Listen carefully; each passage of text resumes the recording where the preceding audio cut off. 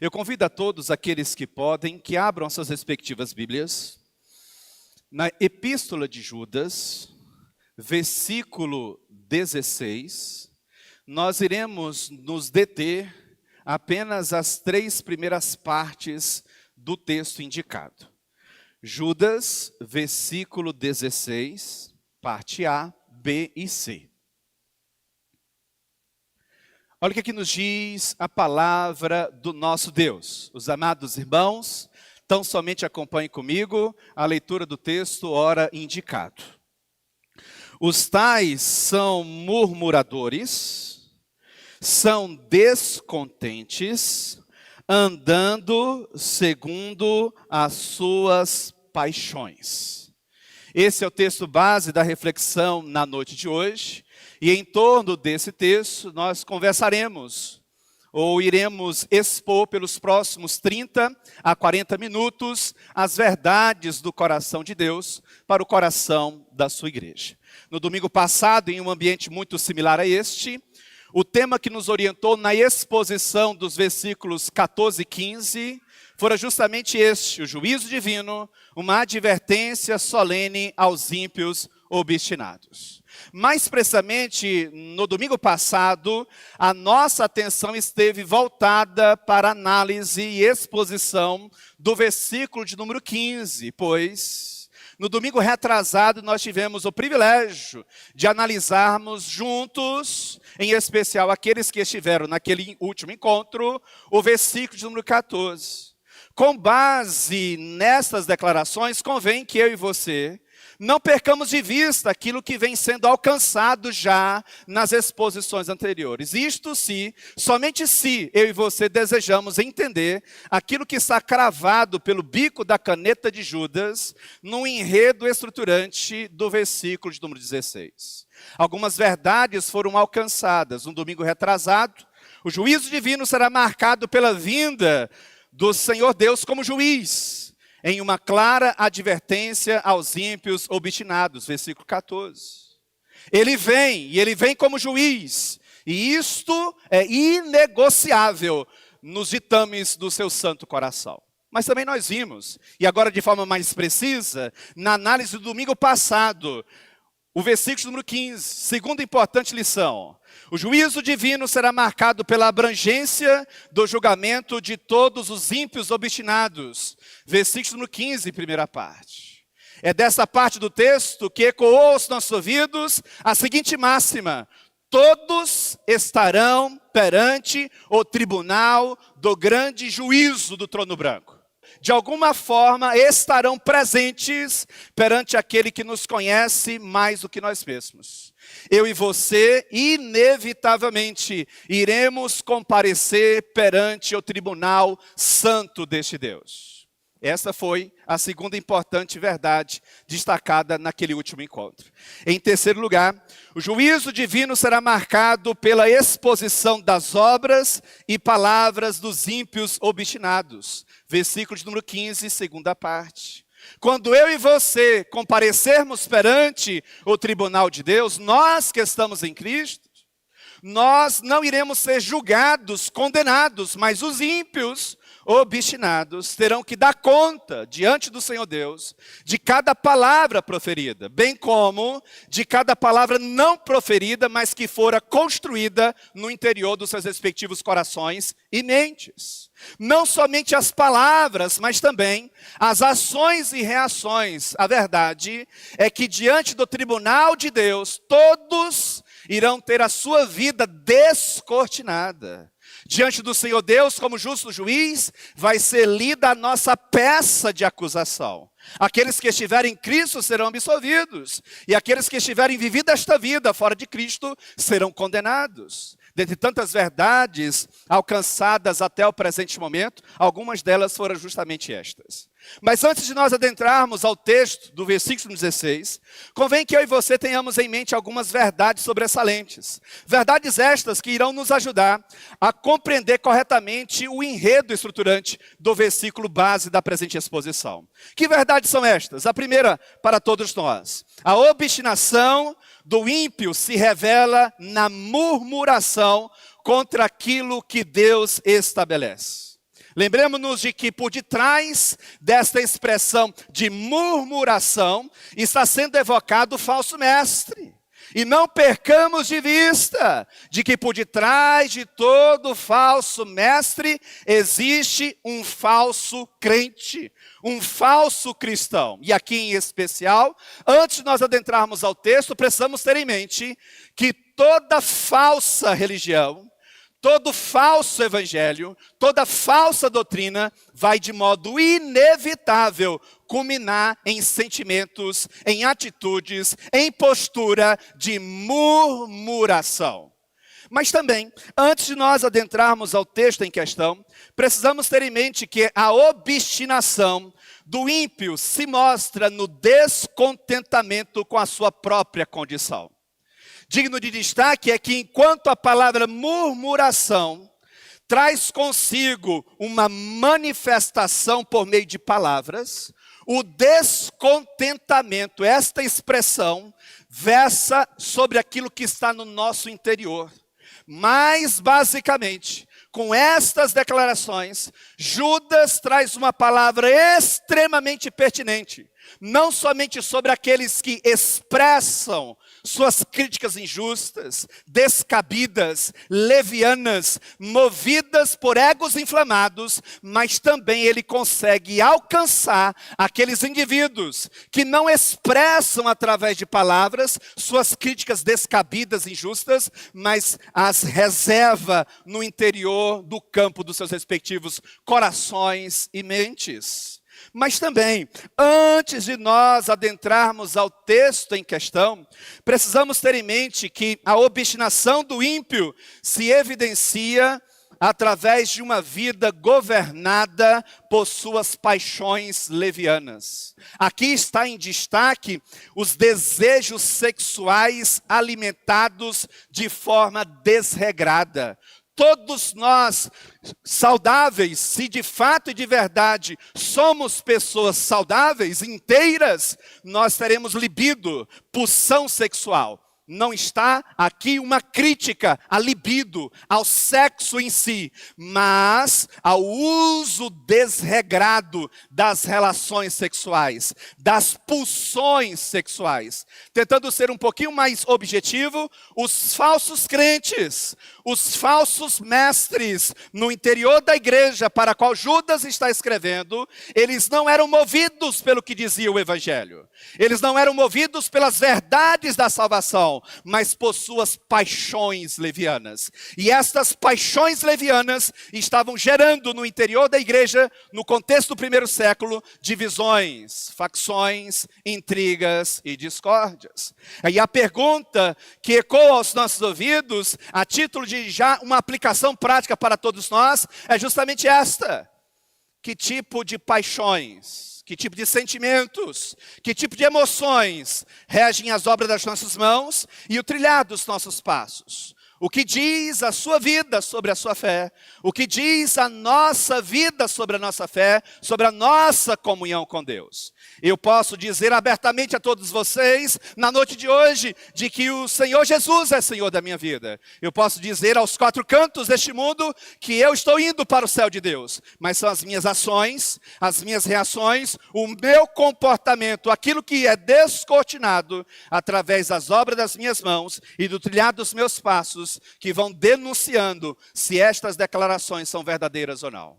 Seja mais claro, eu e você dizemos quase sempre muitas coisas com os nossos lábios, com a nossa boca, e também na mesma proporção, eu e você temos a tendência de desmentir, de negar aquilo que nós professamos. Portanto, deve já ecoar aos nossos ouvidos a máxima de que isto certamente não é bom nem para mim e nem para você. Precisamos, portanto, cuidar para que haja uma coerência entre o nosso discurso proferido no campo das palavras e o nosso discurso proferido no campo das obras das nossas mãos e do trilhar dos nossos passos.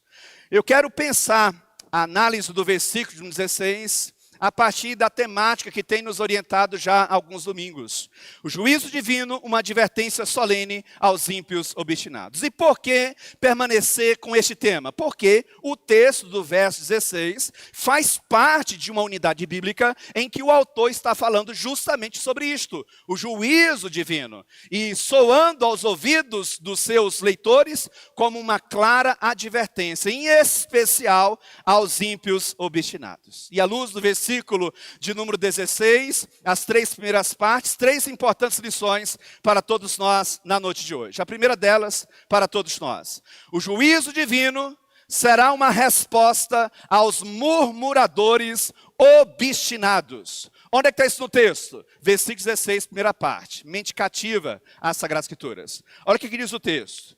Os tais são murmuradores. Aí a pergunta que surge de início é justamente essa. A quem Judas tem em mente? Com a expressão os tais. Parafraseando Judas, estes são críticos injustos, levianos, imprudentes, sagazes, malignos, demoníacos, animalescos. A quem Judas tem em mente? Judas tem em mente aqueles indivíduos presentes nos versículos anteriores, versículos 14 e 15. Mais precisamente, os falsos mestres no interior da igreja dos seus dias, bem como os falsos crentes.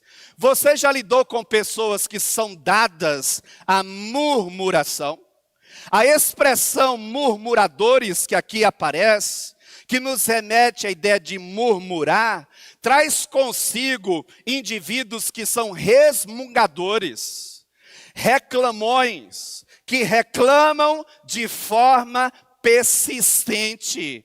E quase sempre, para não dizer sempre, aqui no texto está embutido aqueles que tomam como referência não o que dizem, ou o que diz o Evangelho, não o que dizem as páginas das Sagradas Escrituras, mas o que diz a leviandade de seus respectivos corações. Seja mais objetivo, para que não reste sombra de dúvida. O ponto de referência não é o Evangelho.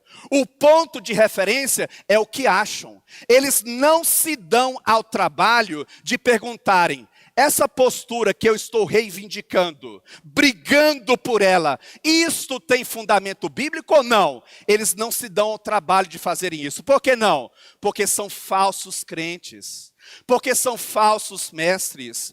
Um crente verdadeiramente genuíno, um mestre verdadeiramente rendido aos postulados do Evangelho, terá sempre a preocupação latente, brilhante, de manter a sua vida, seja as suas ações, das obras das suas mãos, do trilhado dos seus passos, ou do campo das suas palavras, sempre afinados àquilo que está posto no Evangelho puro e simples de Cristo Jesus. Quem é que rege a sua vida? Quem é que dita as regras do jogo da sua história?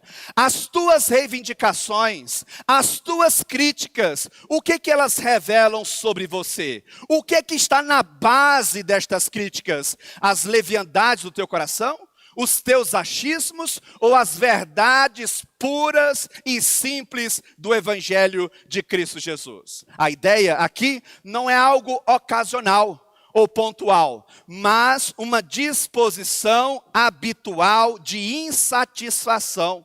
Nada presta, nada está bom, tudo pode ser jogado fora. Leviandade, irresponsabilidade, injustiça. Na verdade, Judas tem em mente aqueles indivíduos que são rápidos demais para potencializarem dores, desconfortos, adversidades, problemas e lentos demais, quase que tardios demais para reconhecerem a ação providencial de Deus sobre tudo aquilo que está acontecendo em sua respectiva vida, bem como no mundo ao seu redor. os mesmos que Enoque havia profetizado, tal como destacara Judas, no enredo estruturante do versículo 14, eles estão em destaque aqui. Ou seja, na altura do versículo 16, nós não temos uma nova categoria de pessoas. Judas continua falando sobre falsos mestres e falsos crentes. E uma das características latentes de um falso mestre, de um falso crente, é ser dado a críticas descabidas, levianas, imprudentes, malignas, perversas, animalescas. Você já lidou com pessoas que não perdem a oportunidade de criarem confusões com coisas minúsculas, com coisas que poderiam ser passadas para depois, com coisas que não são tão relevantes assim, mas não perdem a oportunidade de criarem celeumas, de criarem confusões, atritos. O que são estes indivíduos? São falsos mestres, diria Judas. São falsos crentes, diria Judas. A fé falsa, a doutrina falsa, inevitavelmente vai acabar, por sua vez, desembocando em atitudes de murmuração. E quanto a isto, é bom lembrar a todos os nossos ouvidos, e essa verdade precisa adentrar as profundezas do nosso coração, gerando mudanças de dentro para fora, porque é isso que o Evangelho faz. A religião muda apenas o nosso aspecto externo. O Evangelho vai nas profundezas de nossa alma e gera as verdadeiras transformações que a nossa vida tanto carece e tanto precisa. É importante que eu e você tenhamos em mente. A murmuração não é um problema de personalidade. Ela, na verdade, é o descortinar de uma insubordinação à ação providencial de Deus. Seja mais objetivo. Deus sabe o que está fazendo em sua vida. Deus sabe perfeitamente tudo aquilo que está acontecendo no enredo da sua história. E Ele está no controle de todas as coisas, literalmente. Aquelas portas que se fecharam, Deus estava por detrás com seus planos e propósitos soberanos. Aquelas portas que se abriram, Deus estava por detrás com seus planos e propósitos soberanos. Todavia, aqueles que são dominados pela murmuração, eles não reconhecem a ação providencial de Deus, o bem de Deus, os muitos livramentos do Senhor. Eles são mais ávidos a potencializarem as coisas que eles julgam serem ruins ou não tão alinhadas àquilo que os seus respectivos corações consideram como sendo verdade. E aí permita-me aqui evocar alguns exemplos que de alguma forma brotam do texto bíblico. Números 16, por exemplo, eu e você iremos encontrar a história de 3 importantes personagens no enredo veterotestamentário do Antigo Testamento, por exemplo. Datã, Corá e Abirão. Diz o texto de Números 16 que eles estavam inconformados com a gestão da liderança de Moisés e de seu irmão Arão. Diziam eles, antes nós termos permanecido no Egito, porque lá nós tínhamos leite, nós tínhamos mel, lá nós tínhamos alimento. Você, Moisés, nos trouxe para este deserto. E aqui nós estamos a padecer e a morrer, Moisés. E diz o texto que Deus chamou para si estas críticas e trouxe uma resposta extremamente incisiva a Corá, Datã e Abirão. Diz o texto que a terra se abriu e eles foram tragados, não como um acidente aleatório da natureza, mas como uma expressão do juízo de Deus, alcançando indivíduos murmuradores entre o seu povo. Chamo também a sua atenção, por exemplo, para o texto de João capítulo 6, verso 41. Diz o texto que em face dos discursos de Cristo Jesus, os judeus religiosos murmuravam, criticavam Jesus, em especial por causa de uma declaração de Cristo, a saber, eu sou o pão que desce do céu. Para os judeus religiosos, isto era terminantemente inconcebível. Então Jesus, com essa declaração, você está dizendo que tu és o nosso alimento espiritual? Tu estás por acaso dizendo que tu és o Filho de Deus? E a resposta inevitável era positiva: sim, eu sou o pão que desce do céu. Os judeus começaram a criticar, a murmurar em torno da pessoa de Deus, da pessoa de Cristo Jesus. Ainda na sequência de João capítulo 6, agora na altura do verso 60, eu e você somos informados de que os próprios discípulos de Cristo Jesus se lançaram em atitudes descabidas de murmuração. Por causa do quê? Do seu duro discurso. Jesus chegou a dizer que ele, enquanto pão, precisava ser comido. É lógico que ele não estava se referindo ao seu corpo físico. Tocava um simbolismo, uma analogia metafórica. E os seus discípulos consideraram esse discurso muito duro. Deveriam beber o próprio sangue de Cristo. É lógico que essas declarações não eram literais, mas eles entendiam como sendo literais e, portanto, consideraram o discurso de Cristo Jesus extremamente incisivo, duro demasiadamente, e por causa disto, movidos pelos seus achismos, se lançaram em críticas descabidas à pessoa de Cristo Jesus. É por causa disso que mais na parte final de João capítulo 6, verso 65, Jesus Cristo chegou a afirmar: se Deus, o meu Pai, não trouxer os meus até mim, eles não virão.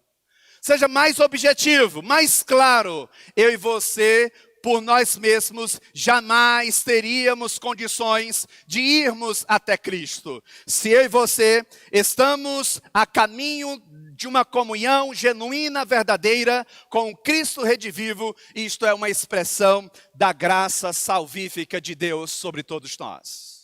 Em síntese, os murmuradores em destaque são críticos, não das injustiças, mas do próprio Deus. São pessoas que nunca perderão a oportunidade de vomitarem suas leituras críticas. Críticas duras, quase sempre injustas, malignas e perversas.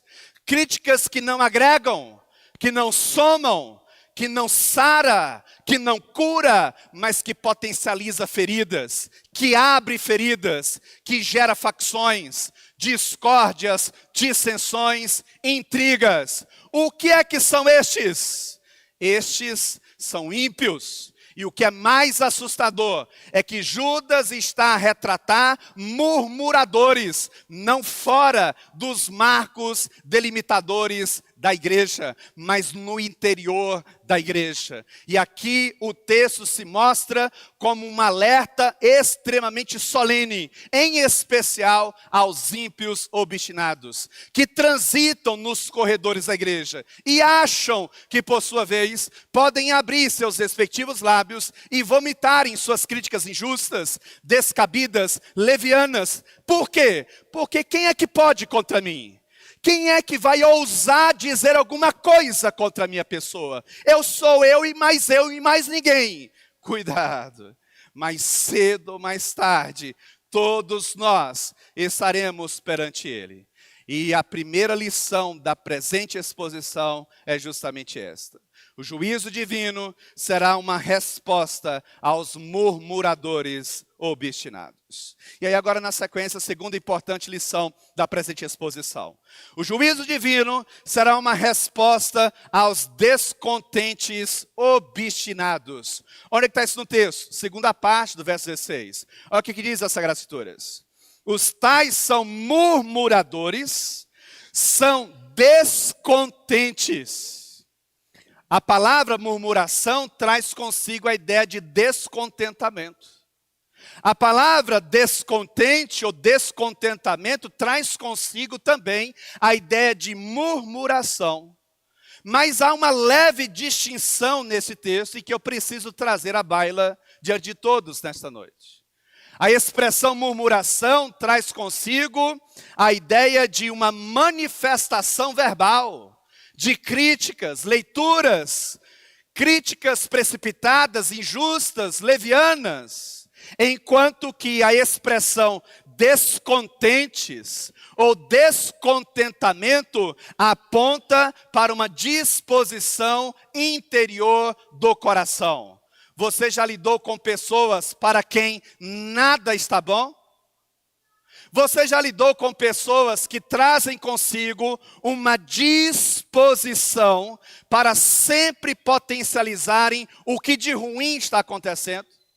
Você já lidou com pessoas que sempre trazem consigo uma perspectiva ávida para potencializar defeitos e erros? E eu e você sentamos, conversamos, argumentamos, mostramos por A mais B que a determinada atitude era a mais acertada possível naquele contexto. E que a gente entende as críticas, mas elas não se sustentam. Mas ainda assim, o sujeito continua subscrevendo aquilo que outrora havia dito. Por quê? Porque se trata de um descontentamento, ou seja, de uma disposição do coração. Seja mais objetivo, não importa o que você vai dizer. Não importa os seus argumentos. Não importa se você vai dizer, olha, por favor, eu entendo você, mas não faz sentido esta postura, não faz sentido aquela outra postura. Por que não? Porque isto, de fato e de verdade, nós precisávamos fazer. Mas ainda assim não entende. Por que não? Porque diz respeito a uma questão de alma, de coração. E se tem uma coisa que eu e você jamais conseguiremos mudar, é o coração de uma pessoa. Enganoso é o coração e desesperadamente corrupto. Quem o conhecerá? Disse o profeta Jeremias, em Jeremias capítulo 17, verso de número 9. Seja ainda um pouco mais específico.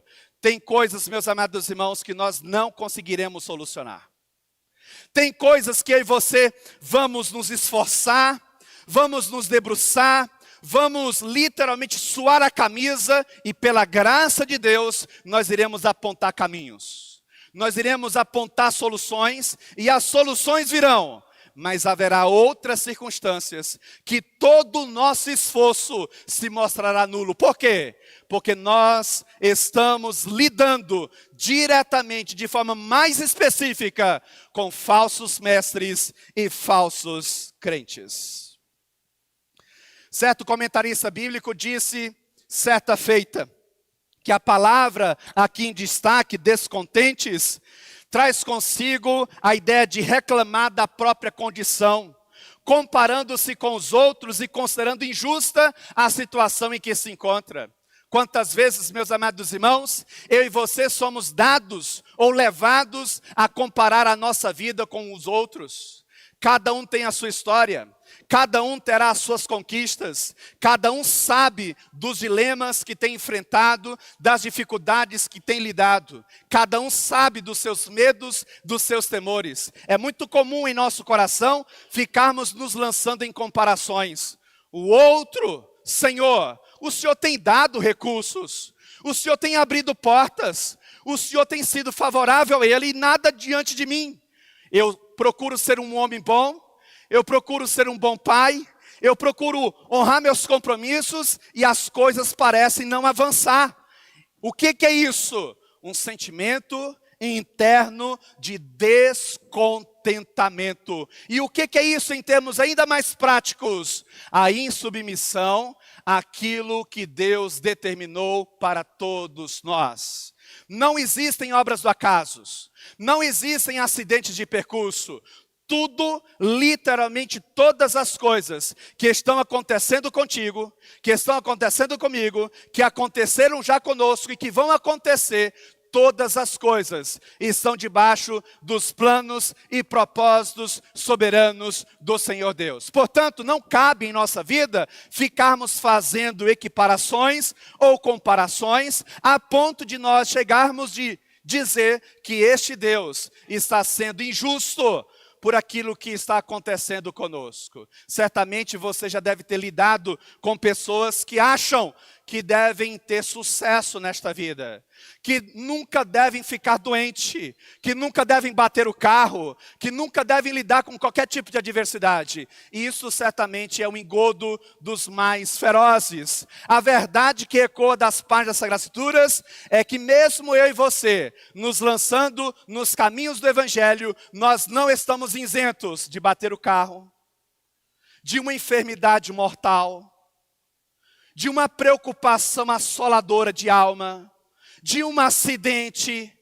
E a pergunta não deve ser, por que eu? A pergunta deve ser, Senhor, o Senhor tem os seus planos e propósitos.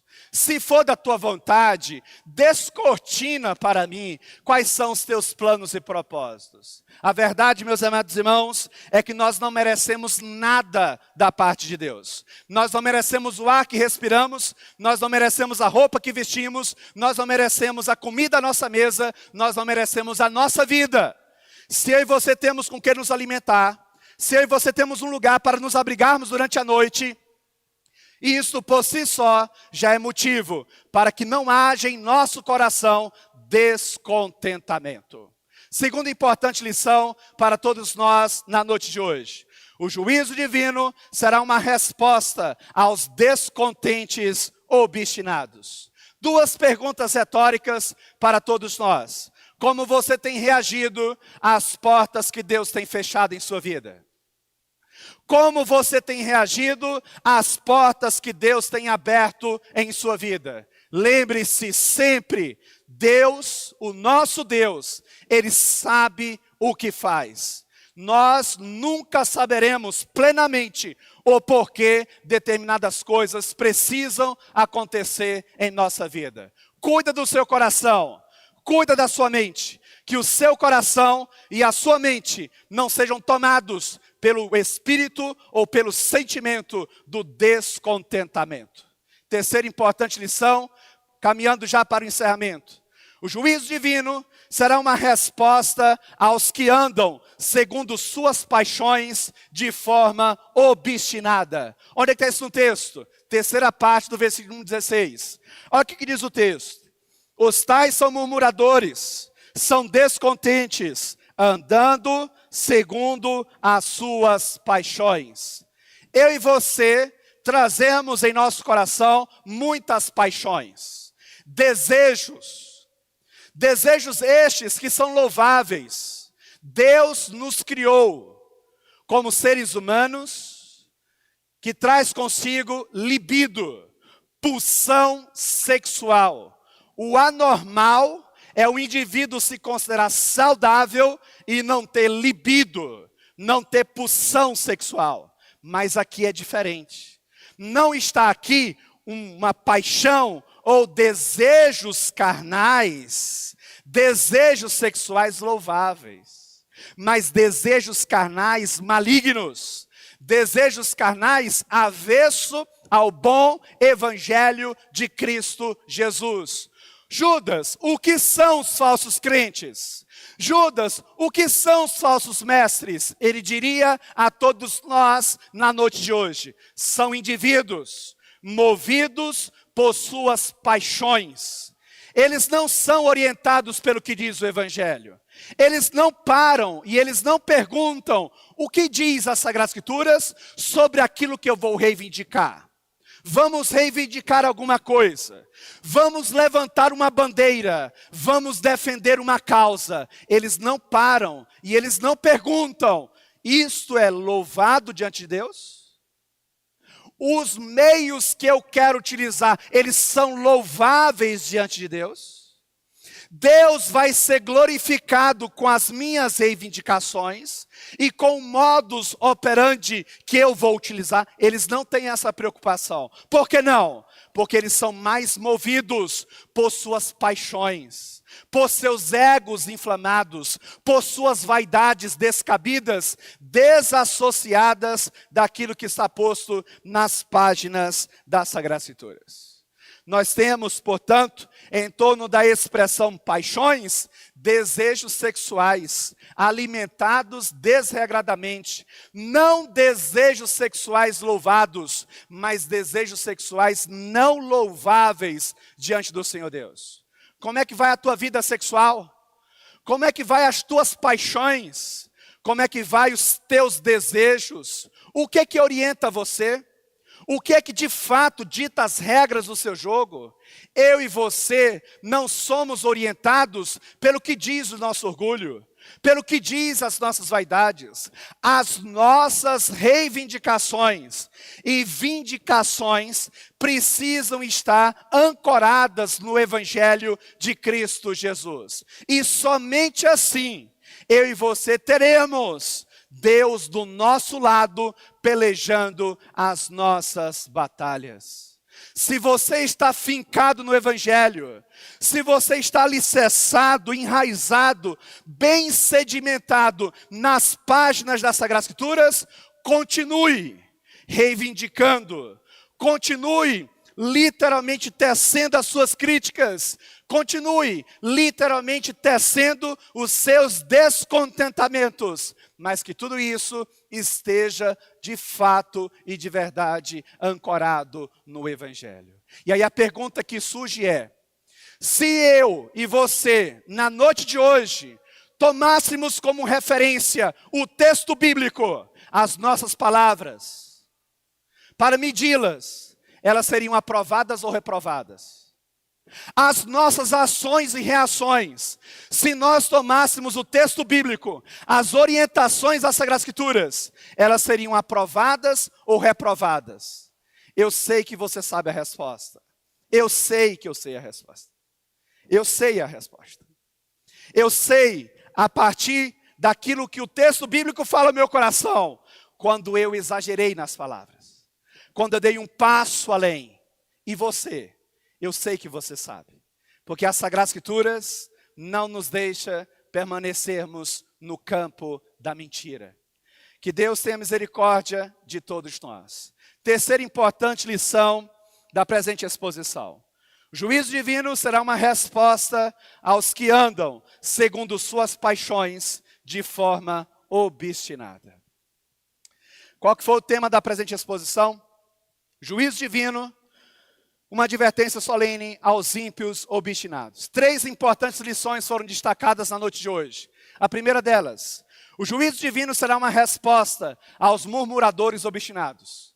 Versículo 16, primeira parte. Em segundo lugar, o juízo divino será uma resposta aos descontentes obstinados. Versículo 16, segunda parte. E em terceiro lugar, o juízo divino será uma resposta aos que andam segundo suas paixões de forma obstinada. Versículo 16, terceira parte. Pastor, eu consegui compreender.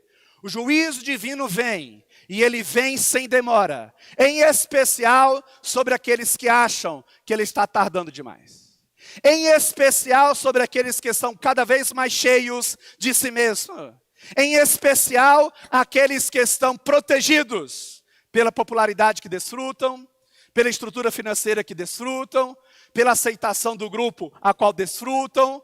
Eles estão seguros, eu já entendi, mas o juízo de Deus irá alcançar a todos. Mas em termos práticos, o que sobra para todos nós? Eu tenho aqui 3 aplicações práticas para a sua vida, que resumam, ou que resumem a presente exposição e também visam elencar alguns pontos destacados. Que verdades são essas? A primeira delas na noite de hoje: a murmuração do nosso coração revela a nossa insatisfação, a maneira como Deus governa as nossas circunstâncias. Cuide de seu coração, para que não seja tomado pela murmuração. Eu sei que não está fácil para ninguém. Quem aqui pode dizer que não passa por lutas? Quem aqui pode dizer que não tem medo no coração? Quem aqui pode dizer que não lida com angústias assoladoras? Quem aqui pode dizer que não tem problemas? Todos nós passamos por muitas lutas, muitas inseguranças, medos, incertezas. Mas em meio a tudo isso, eu e você podemos ver a boa mão do Senhor Deus nos guardando, nos livrando, nos protegendo. Cuida do seu coração, cuida da sua mente, cuida dos seus. Eu sei que não está fácil para ninguém, mas em meio a todas essas diversidades, Deus tem nos dado muito mais do que nós merecemos. E se eu e você andarmos alguns poucos metros do lugar em que nós estamos, nós iremos encontrar pessoas em uma situação muito pior do que a nossa. Portanto, seja grato a Deus. Talvez você não tenha muito, mas seja grato a Deus. Deus tem o melhor para todos nós. E o melhor de Deus é Cristo Jesus. Cuide do seu coração, para que ele não seja tomado por críticas injustas ao ser de Deus. Ele sabe o que faz quando fechou todas as portas diante dos seus olhos. Ele sabe tudo aquilo que está acontecendo com você e com a sua história. Segunda importante aplicação para todos nós. O descontentamento deve ser tratado pelo cultivo do contentamento cristão. Este contentamento cristão há de se mostrar em descansar, ou no descanso em Deus, a despeito das circunstâncias. Seja mais objetivo, pastor. Você não consegue resolver os problemas da sua vida. Você não é tão inteligente assim. Nós não somos tão sagazes assim. Nós não somos tão espertos assim. Se não for Deus vindo ao nosso encontro e nos dando a graça de termos a melhor ideia, a melhor postura, a melhor estratégia, eu e você iremos dar cabo da nossa própria vida. Cuidado com o descontentamento. Cuidado com aquelas questões que estão aí no interior do seu coração e quase sempre não são verbalizadas. Tem coisas, meus amados irmãos, que nós não falamos a ninguém, nem a Deus. Permanecem no anonimato do nosso coração. Isso nós julgamos, porque Deus conhece as profundezas de nossa alma. Tem coisas que as pessoas ao nosso redor nunca irão ouvir dos nossos lábios, mas permanece em nosso ser. Deus ouve as palavras não pronunciadas do nosso coração. Deus sabe onde dói. Deus sabe os apertos da nossa alma. Deus está conduzindo a nossa vida. Cuidado com o descontentamento da sua alma, do seu coração. E em terceiro lugar, para encerrarmos, os desejos descabidos do coração não devem reger a nossa vida. Na condição de cristãos, somos chamados a fazer morrer todo dia as nossas paixões pecaminosas. Todos nós não tomarmos cuidado, nós seremos dominados, controlados pelas nossas paixões levianas. Se proteja. Por quê? Por que que eu devo me proteger? Porque ele vem. E ele vem para derramar juízo. E o seu justo juízo será uma resposta a todos aqueles que enveredaram pelo caminho de suas paixões levianas. Que Deus nos abençoe, que Deus nos proteja. Vamos orar, vamos falar com o Senhor. Ó Deus, nós te louvamos, nós te bendizemos, engrandecemos ao Senhor, porque até aqui o Senhor tem estado conosco. A tua palavra foi pregada. O Senhor sabe, ó Deus, as razões e os motivos pelas quais o Senhor nos trouxera na noite de hoje, neste salão de culto. Complemente essas verdades ao coração dos meus amados irmãos. Que o Senhor seja honrado e glorificado, como sempre, em nossa vida, na vida dos seus. Tenha misericórdia de nós, em nome de Cristo Jesus. Não nos permita, ó Deus, trilharmos os caminhos das paixões levianas, descabidas. Não nos deixa, Senhor Deus, sermos dominados pela podridão do nosso coração. Não deixa, Senhor Deus, os nossos lábios pronunciarem palavras injustas ao Senhor, ao teu povo e ao bom evangelho. Guarda os nossos lábios da murmuração. Guarda o nosso coração do descontentamento. Guarde os nossos pés e as obras das nossas mãos, das nossas paixões levianas. Quem é que poderia nos guardar destes pecados, senão o Senhor? Porque a nossa salvação vem de ti. se o Senhor não abrir os nossos olhos espirituais, se o Senhor não nos transformar internamente, nós continuaremos sendo dominados por aquilo que a tua poderosa palavra condena. Tenha misericórdia de todos nós. O Senhor está voltando para buscar a sua igreja. E este dia será estarrecedor para aqueles que irão se perder na multidão dos seus pecados. Salva-nos, ó Deus. Complete a boa obra da salvação que iniciara em todos nós. Remova, Senhor Deus, os ruídos da comunicação na noite de hoje. Que haja edificação espiritual, mudança de vida, mudança de comportamento. Em Cristo Jesus, amém e amém.